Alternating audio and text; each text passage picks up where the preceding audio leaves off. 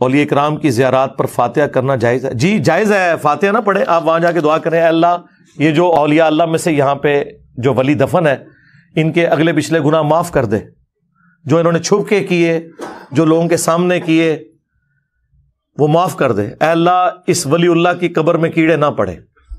हाँ जाओ करो दुआवां, थोड़ा गैबाना नमाज़ जनाजा पढ़ देंगे। इसी कब्रों पे जाने का हुक्म है, मज़ारों पे नहीं, जो रसूलुल्लाह की नाफरमानी पे बनाए गए। मज़ारों पे जाना है फिर इस तरीके से जाएं ताकि लोगों का दिमाग खुले।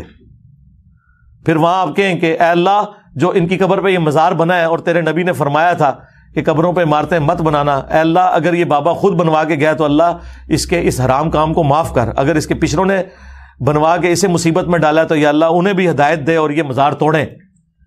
बयान करें, हदीसें बयान करें ना, कहानियां करानियां छो।